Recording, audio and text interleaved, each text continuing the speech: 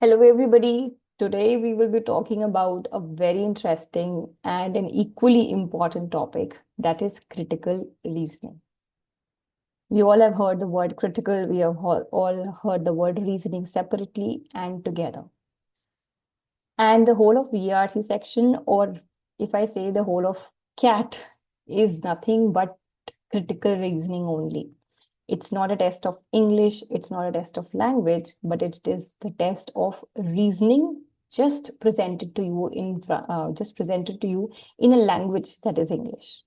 So before moving ahead to critical reasoning, let's understand a commonly known word, that is critical thinking. This can happen in two ways. One is through natural inclination. The other is it is a skill, it can be developed over time. You must have come across people who are very rational, who are very logical at all times. And there are people who are more of emotional and who are more of creative most of the times. Why does that happen? Because our left side of the brain focuses or is responsible for the analysis part, the examining part, the logic, the rationality, the numeracy part, the process of detailing part. But the right side of the brain is responsible for creativity, imagination, if you're very intuitive. So those people are more of emotional people. So if you are left brain dominated, you would be naturally a critical thinker. But if you're a right brain thinker, you would be more of an emotional person.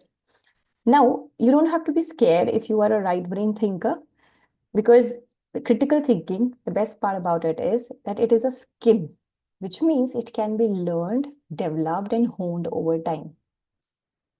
And what I tell my students is that everything can be replaced by AI, but critical thinking. So this is a very well sought after skill. And since you all are CAT aspirants, you should be developing this skill very, very nicely and thoroughly as well. So let's move ahead and understand what is critical reasoning. Critical reasoning is, it's like coming to a conclusion, coming to a logical conclusion after considering everything that is presented.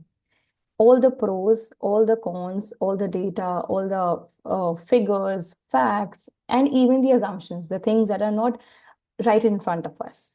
So think of it like this. If you have to buy a laptop, do you just go and purchase any laptop? No, right? So what do? You compare a lot of companies, you compare the features, you check your affordability, you check your requirements, and a lot of other physical features as well. And then you finally reach the conclusion, depending on what suits you, what would be the best thing, what would be the best decision for your requirement. And then you finally choose a laptop that you're going to buy. You just don't reject any laptop based on its color, because that would be very emotional choice. Maybe our laptop is fulfilling all your requirements and it is not of your favorite color. What will happen? You would still go ahead with it, because you're thinking critically, you're not thinking emotionally at that moment. So based on a lot of reasons, the requirements, the affordability, the features, you decide on a laptop and then you go and buy it. So that is nothing but you are analyzing the situation from all angles, and you are then coming to a logical conclusion. And then you can tell somebody that these are the reasons why I had finally decided to purchase this particular laptop out of all the options that I had. Now, to move ahead with critical reasoning, there are certain terms that you will come across every now and then in your questions. So these are the five terms. The first one is argument, premise, assumption, inference, and conclusion. We will look at each in detail, but you will come across these words very frequently. Talking about the first word, it is argument. What is argument in real life? A lot of people say that when I ask my students what is argument, what is the first thing that comes to your mind? Some of them say it's a fight. Fight comes to my mind. But when does an argument lead to a fight? when we are not able to, when we are not ready to absorb other people's opinions. Why do arguments happen? Argument is nothing but to put forward your opinion, to put forward your belief. How well you put it, that will define your ability to argue efficiently. So when we talk about argument in critical reasoning or in VARC in general, it's in a very simple language, it's nothing but whatever the author has said. It's nothing but the whole question that is presented in front of you. In terms of RC, the whole RC is nothing but the author's argument, because that is what the author has said. Author has an opinion and author has put it in front of you. So a good argument is always backed by reasons, backed by facts, backed by figures. You just don't go around saying things and people believe you. No, right? So you have to give them reasons. Then only you are a person with some ground. Then only you would be taken seriously. And our authors always prove their point, give their opinion, or come to a conclusion through certain facts. Now, everything that an author says is nothing but an argument, and you have to believe it to be true. That is one ground rule that you have to keep in mind. Whatever is presented to you, whatever the author has said, you have to believe it to be true. Why am I saying that? Because sometimes you will find that whatever author is saying is not consistent with your thought process. But we don't have a choice over there. We have to believe in the author, and we have to put ourselves into their shoes and then believe it to be true. So look at the first example. It says, all Greeks are human and all humans are mortal. Author quotes these facts, and on the basis of these two pieces of facts, that all Greeks are humans and all humans are mortal, author reaches a conclusion, author reaches an opinion, or author reaches a conclusion that therefore all Greeks are mortal. He just did not say that all Greeks are mortal. He said that backed by certain facts, and these facts are called premises. So the conclusion is all Greeks are mortal, and this conclusion is based on a certain premise, certain facts, that is, all Greeks are human and all humans are mortal. So in a very simple language, everything that author has said is nothing but an argument, because that is author's point of view that he is trying to put forward. The next word is premise. When we say premise, what comes to your mind? To my mind, when I came across the word first time, premise reminded me of college premises or any institution's premises. How did I relate it with the question? So say let's assume, if I were to say that you have to be in the college premises only, what would you understand by that? That you have to remain in the boundaries of college premises, or in the boundaries of college. So I think premise over here is also on a similar note. Premise is nothing but the facts that the author has presented in front of you. Something that author has explicitly stated, very clearly written in front of you, and based on those facts only, those premises only, author is making an argument. Author can never conclude anything without a reason, without a fact, because we are not studying emotional reasoning, we are studying critical reasoning. So there will always be facts, there will always be some data that will lead to a certain conclusion, and these things together make an author's argument. So understand that these facts on which the conclusion is drawn are premises. It's just a fancy word for the word fact. So there could be more than one premise as well. Let's look at this example. It says, unfit players hamper the progress of the entire team. So this is a fact that the author has provided you with. This is a piece of information that unfit players hamper the progress of the entire team. And now the author goes on to say, that is the reason Mishra should not be selected in the team. Because unfit players hamper the progress of the entire team, that is the reason Mishra should not be selected in the team. So the reason that author is giving so that we do not choose Mishra in the team is that he is unfit. And that is why he will hamper the progress of the entire team. Author just did not randomly say that we should not select Mishra. He gave a very logical reason behind it. So this particular fact, this particular premise was the basis of his conclusion or his argument. So you will also find the word fact. So you don't have to worry about it. Fact and premise are more or less the same thing. It's just a fancy word. That's what I say. Now the third thing is assumption. Imagine if I were to say that I like beaches. I like beaches, and that is why I want to go to Manali. I like beaches, and that is why I like to go to Manali. What is one thing that you will have to believe to believe in my statement? Because I am the author, and whatever I say is true. You have to believe it.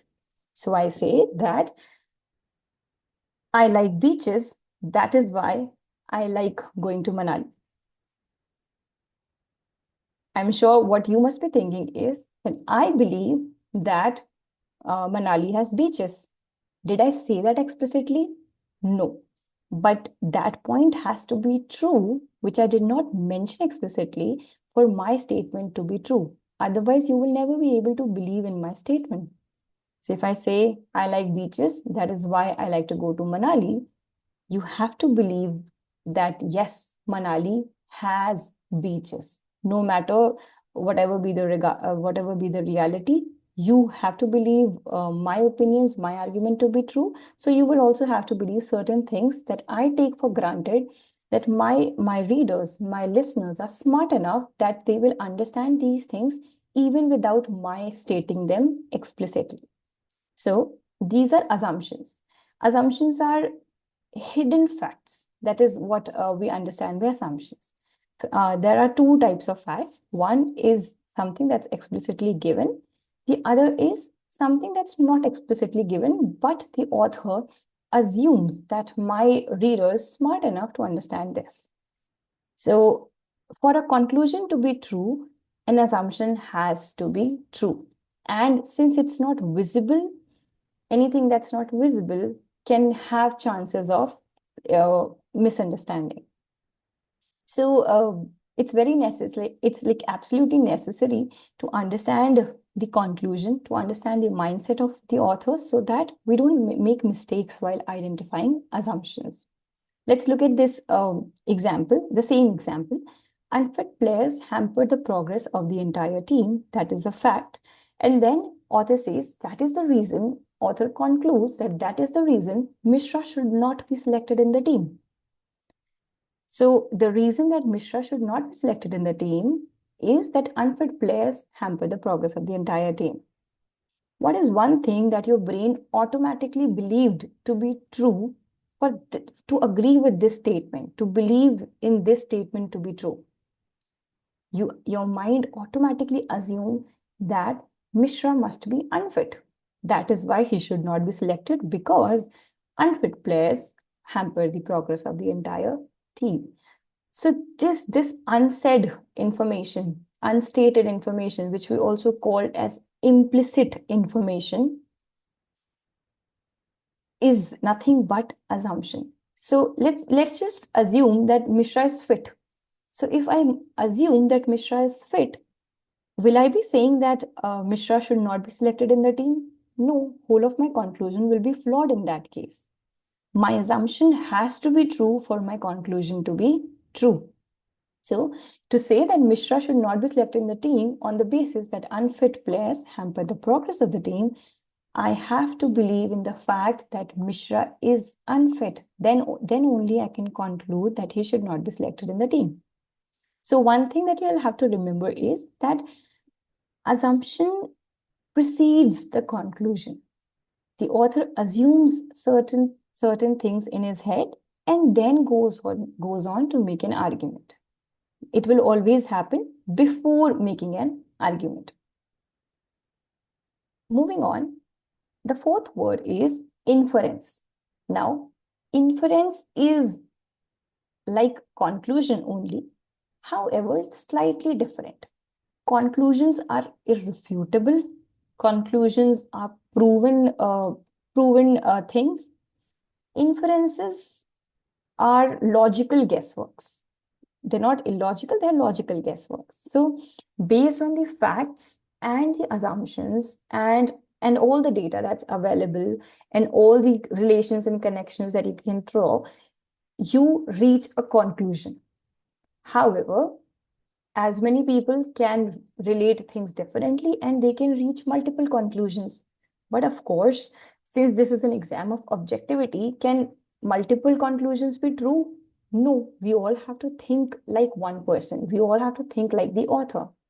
So these multiple conclusions, which have not been confirmed by the author yet, are called inferences. They are not baseless, they are not emotional, they are rather based on the data, the premise that is available to you. So the fact plus assumption, which means premises plus assumptions, lead to certain conclusions. So if your inference matches the author's conclusion, it becomes a conclusion. If your inference is not author's final conclusion, inference will remain inference and conclusion will become something else. Which means I'll go on to I'll explain that point further. Why am I saying that? So taking the same example that unfit players hamper the progress of the entire team, that is the reason Mishra should not be selected in the team. In this case, what's happening? Mishra is going to hamper the entire team. It's an inference. How do we know that? That based on the assumption and based on the data that has been presented to us. Did the author say that? No, author just said that it is the reason Mishra should not be selected in the team. But from the same piece of information, we can draw other inferences as well. Like Mishra was considered for the selection of the team. That is only when we can say he should not be selected further. If he was considered, he had this is also a possible inference. We can also draw this from the given facts and the argument. Or we can also say that Mishra wanted to be a part of the team. Yes, that can also be said. However, unless author agrees with our inference, it does not become the final conclusion. Which means we come to a point where a question arises, can there be more than one inference? Yes, there can be more than one inference. Let's look at an example. Anil has started devoting 15 hours to study seriously for CAT. So we have certain pieces of information where there is this person called Anil who has started devoting 15 hours to study seriously for CAT. What can you say about Anil? There are multiple inferences that we can draw based on this given information. You can definitely say that Anil is a hardworking person. How do you say that? He's giving 15 hours. He's also studying seriously. He's not just studying casually. So we do know that he's a hardworking person. We can infer that logically from the given facts and premises. Now, Anil is likely to crack CAT. Yes, but not definitely, but he is likely to crack CAT. Why? Because we're assuming based on the number of hours he's dedicating, based on his attitude of studying seriously for CAT, we can say that he's likely to crack CAT. However, we cannot be sure short on this fact, but this is just an inference that we can draw from it. We can also say that Anil is focused and determined. Of course, giving 15 hours every day, you have to be focused, and to study seriously, you have to be determined. So based on only one line, the pieces of information that has been given to you, you can conclude or you can infer certain things. So it's not necessary that all inferences will be true. If author agrees with any of these inferences, that becomes our final conclusion. So if your inference matches author's inference, it becomes the conclusion. Just remember that inferences and conclusions, they are tackled in the similar manner. They more or less take the same approach. It's just that inferences are not random guessworks, they are logical guessworks. this game is this game revolves around reasoning. So you cannot be emotional at any point. So based on the given information, you can come to a conclusion. And unless that conclusion matches author's conclusion, it will remain an inference. Now, finally, conclusion. I think it must already be clear that what is the conclusion. Conclusion is the final proposition. After considering everything, the facts, the assumptions, and even the inferences, now whatever the author can finally conclude, something that is irrefutable, something that is definitely going to happen, something that's definitely going to be true, is nothing but a conclusion. And it is always logically drawn. It is never emotionally drawn. It is never based on any fact that is not present in the argument. So when you reach a final conclusion through the information provided in the argument, that is called a conclusion. So based on the example that we just took, the conclusion is Mishra should not be selected in the team, because we assume that yes, Mishra is unwell, and since unfit players hamper the progress of the entire team, as a result, Mishra should not be selected in the team. Now let's look at this argument. It says that recruitment managers dislike candidates who are not punctual and who arrive late for interviews. Hence, it is unlikely that Ram will be selected for the job today. So what are the pieces of information? What are the facts that we have in front of us? One is that recruitment managers dislike the candidates. Do they dislike all candidates? No, they dislike candidates who are not punctual or who arrive late for the interview. So there's this particular category that they don't like. And based on this fact, this information, this premise, we can conclude, hence, it is unlikely that Ram will be selected for the job today. So author is making an opinion that because recruitment managers do not like people who are not punctual, hence, it is unlikely that Ram will be selected for the job today. So what's the premise? The premise is that recruitment managers dislike candidates who are not punctual and who arrive late for interviews. This is the premise, this is a fact based on which we are going to say something else. We are not going to make baseless arguments. We are going to present certain facts and figures. Now, what was the assumption? When we said that hence it is unlikely that Ram will be selected for the job today, what makes it unlikely? Your brain will again automatically tell you that author is assuming that my reader will understand that Ram was late for the interview. We only know one reason over here that will not get Ram the job that he wanted is lack of punctuality. So we are assuming that Ram was late for the interview. What's the inference that we can draw? We can draw that recruitment manager will probably dislike Ram because he was late. Yes, because they don't like people who are late. And since Ram was late, he is also not going to like Ram. So that is one inference that we can draw. And as a result, based on the assumption, inference, and the premise available, Ram will not be selected for the job. So that's the final conclusion. This conclusion is not baseless. We have all the reasons to prove this conclusion. Had Ram been punctual, had Ram reached the office on time for the interview, there were chances that he would have been selected. It would have depended on the fact that how did he perform in the interview, not just on his punctuality. Okay. Now, before moving ahead to the questions, let's look at certain flaws. Let's look at certain problems or certain misleading factors that can hamper your understanding, or that can hamper your accuracy, or that can hamper the correct drawing of conclusions. The first one is association causation flaw. What do we mean by association causation flaw? It's also known as causal fallacy.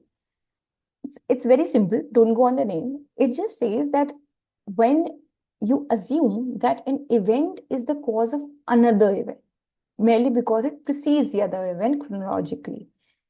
Just because I say B comes after A, it does not mean that A leads to B. Just because two things happen one after the other, it does not mean the first is causing B.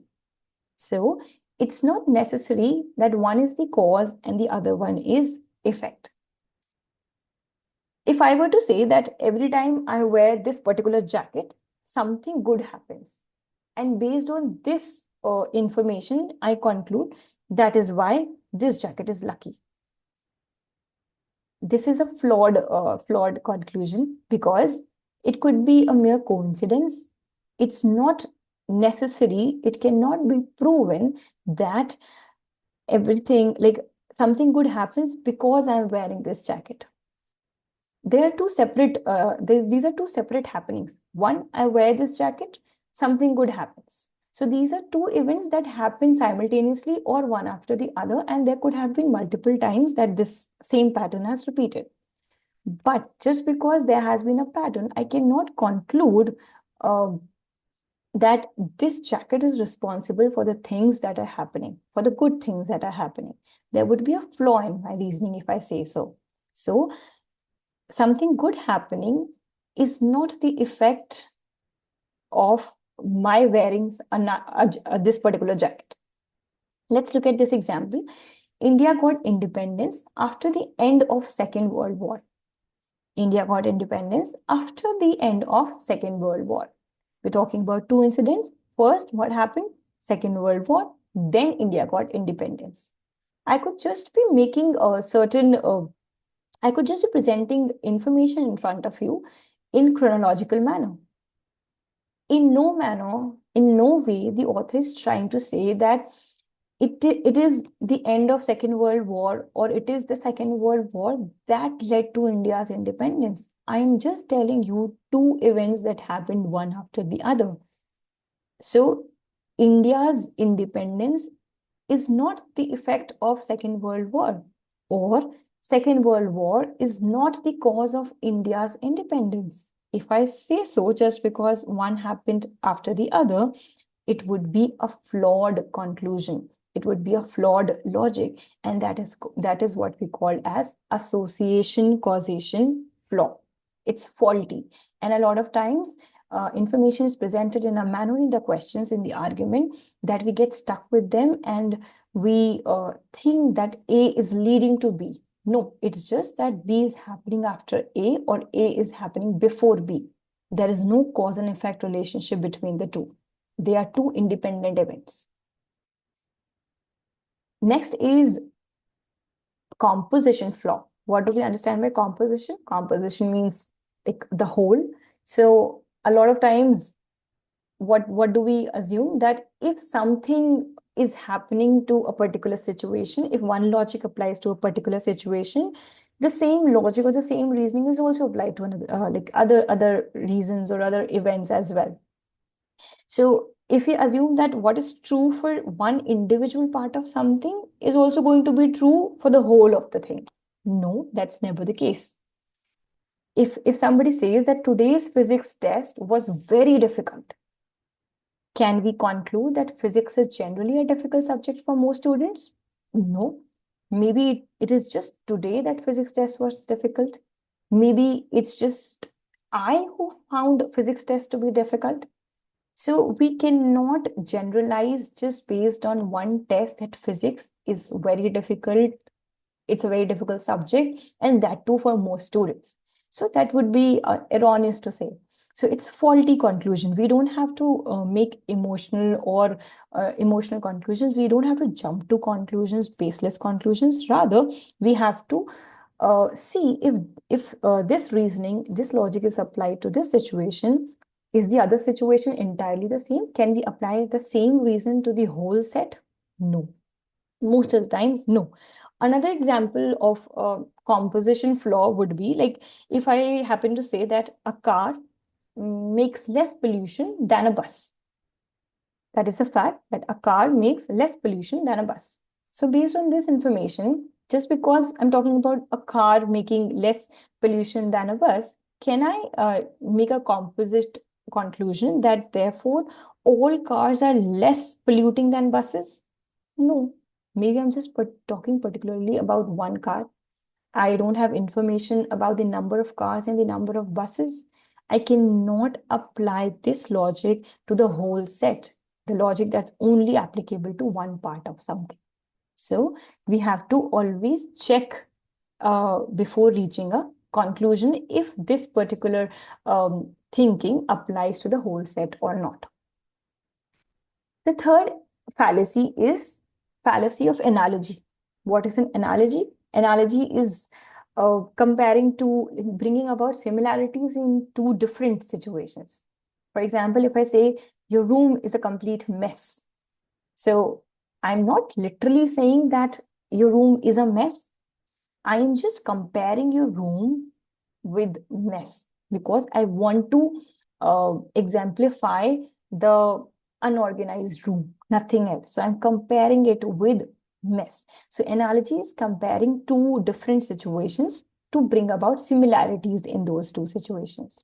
Now, the fallacy of analogy is that it is that the line of reasoning that is applied to one scenario, you assume that it would be applied to all other scenarios. And how will that happen? You believe that everything else will remain constant, which is never the case. Now, you will find there is a type of question called parallel reasoning questions. You will find parallel reasoning questions. Those are based on this particular flaw only, fallacy of analogy. So look at this example. Students who study for 8 hours a day are successful in the examination. So sportsmen who want to win tournaments should practice for 8 hours every day.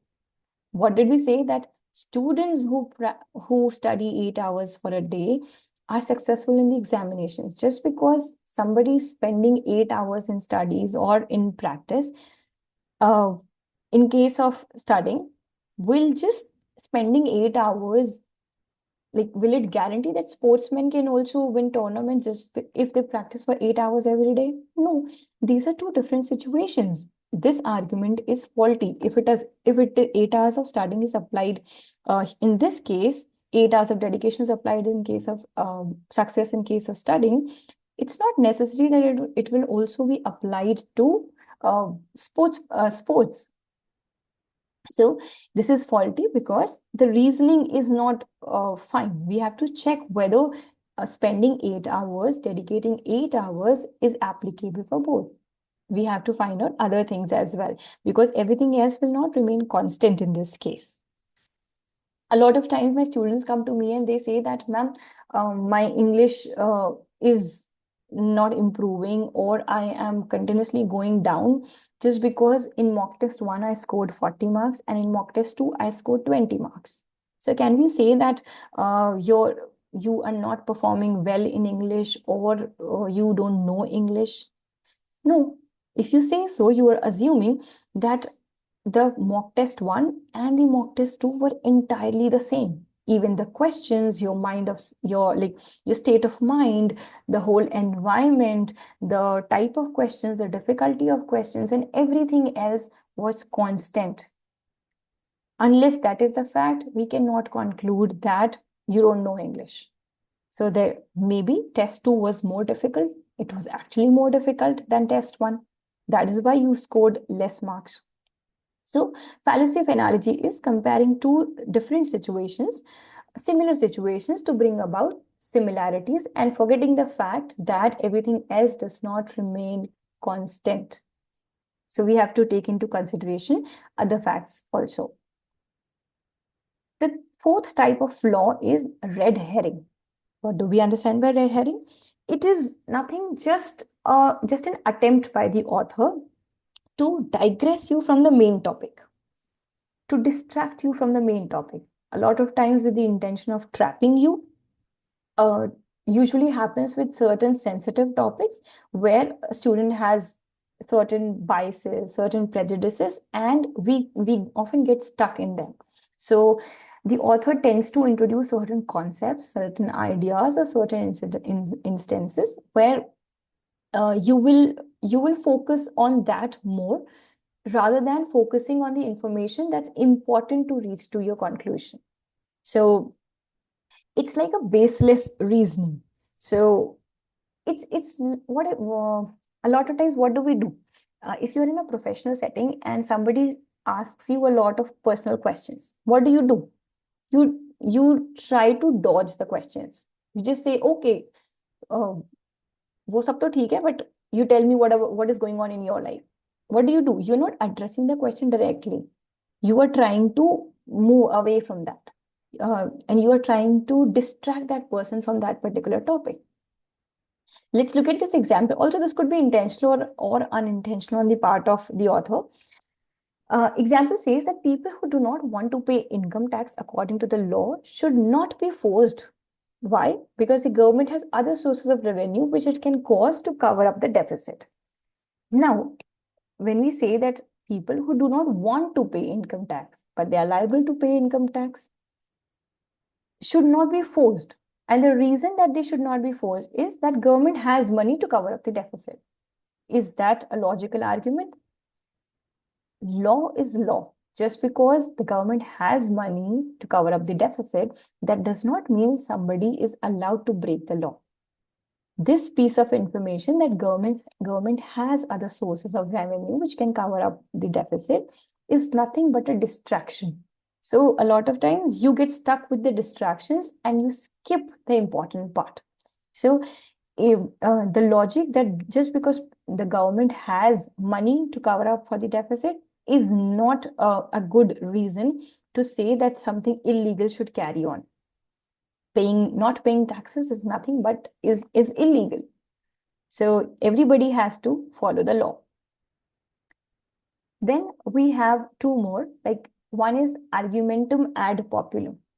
When you read these words, you will automatically understand two words, that is argumentum, that's nothing but argument, and populum should remind you of the word popular.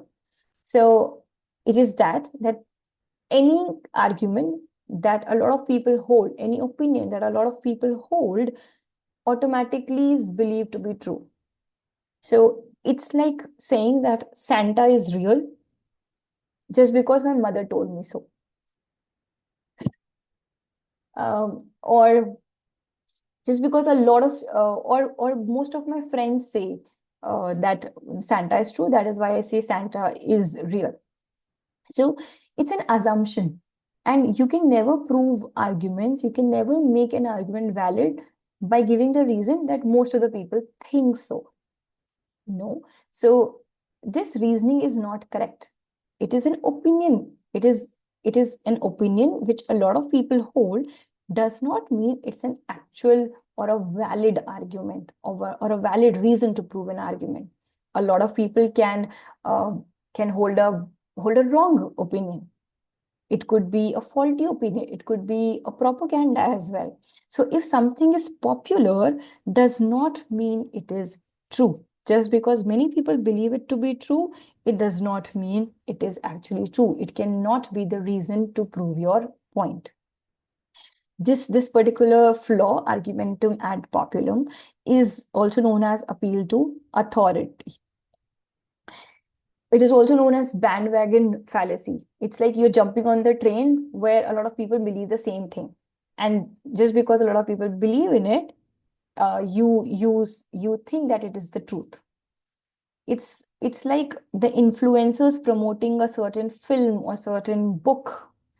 So a lot of influencers promoting it, they try to make you believe, they try to create like an ecosystem where people will think that just because a lot of people are liking this movie, they're enjoying this movie or enjoying reading this particular book, it must be a good book. No, that is not the case. So the example says the claim made by environmental agencies about the adverse effects of global warming is not valid because most of the people in India say that they do not feel there is any difference in the climate and they're not affected by it. So if most of the people do not feel that there's a difference in the climate, can we say that there are no adverse effects of global warming? No. We don't reason things, we don't prove arguments based on feeling or opinions or biases or prejudices of most people. We need data, we need reasons, we need researches, we need facts and figures to prove a certain point. So if a lot of people believe in a certain lie, it will not become the truth. You need to have certain scientific facts to prove that point. Next is non sequitur. Non sequitur is a Latin phrase. It literally means it does not follow.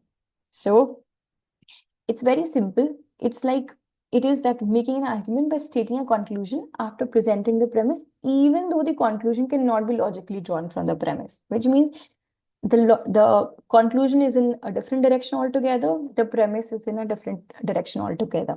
So it's a conclusion or a statement that does not logically from the preceding argument or preceding information. So I say A and you say B. It's like that. Just because it is working for A, it's also going to work for B. It's absolutely faulty. This type of flaw is very easily recognizable. Let's look at the example. It says that it is difficult for sportsmen, especially cricketers, to play continuously for many months at a stretch. Therefore, we must build a sports academy which trains many more sports people. What was the premise? It says it is difficult for sportsmen in general and especially for cricketers to play continuously for many months at a stretch. The problem is playing continuously for many months at a stretch, especially for cricketers. So based on this premise, can we conclude, therefore we must build a sports academy which trains more sports people? No. We are not concerned about training more sports people or building new academies. The problem is not about training. The problem is not of lack of sports academies. The problem is that cricketers find it to be a problem, or they find it difficult to play continuously for many months at a stretch. So the conclusion is going entirely in a different direction, and the premise is of a different, should lead to a different conclusion. And the last fallacy that we will be discussing today is faulty appeal to authority. It's similar to argumentum ad populum. Faulty appeal to authority is just because somebody popular, somebody of eminent position, or somebody who's popular in the society, somebody who holds a rapport, makes a comment or does something, it becomes true. No, that is not the case. And usually we're talking about assumed authority.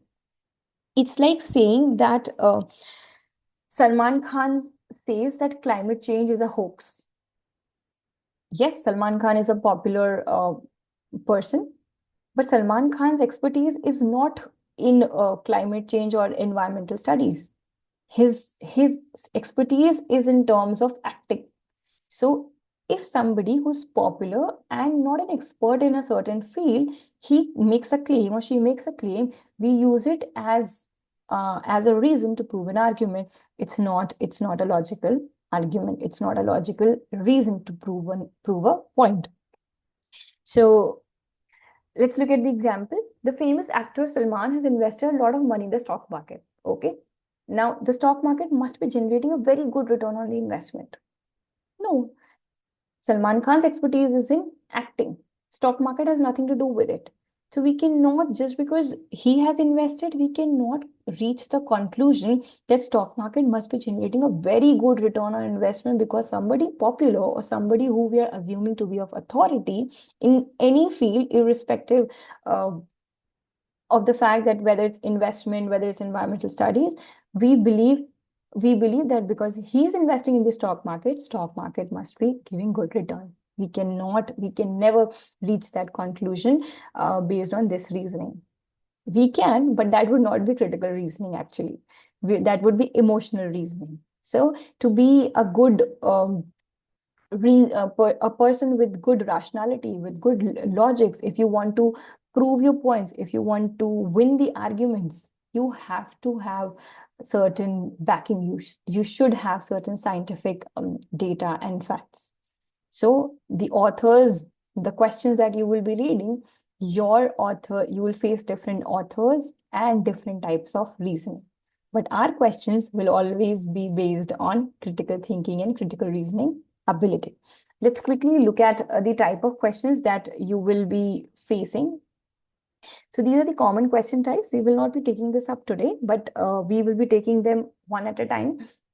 So you can find a question where you are asked to identify the conclusion. How do we identify the conclusion? We assess the premise, which means we assess the facts that are explicitly stated, and we assess the implicitly stated things that are called assumptions. Facts are visible, assumptions are invisible. That is why we call them implicit. So we consider both along with the inference, and then we draw a logical conclusion.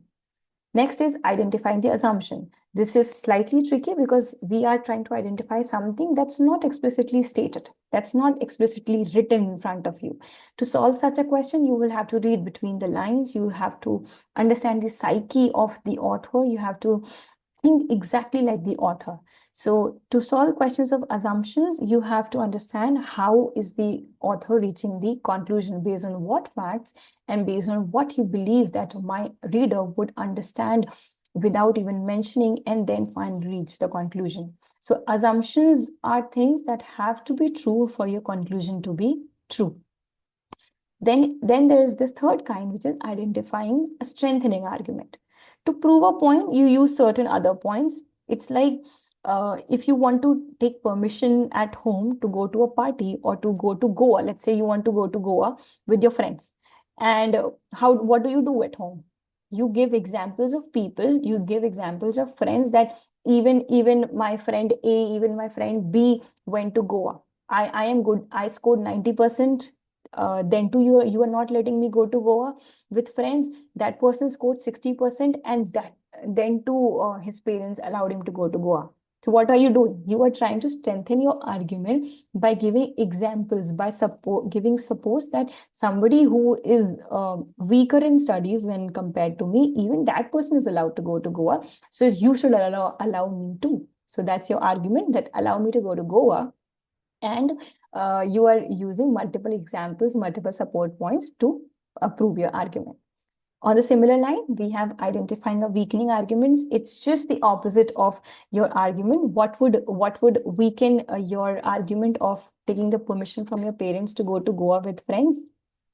If somebody tells your parents that there was this group of kids who went to Goa and something bad happened with them, will your parents allow you to go to Goa on that point? No, that would act as a weakening point. So your argument that you should be allowed to go to Goa with friends would be weakened through this incident.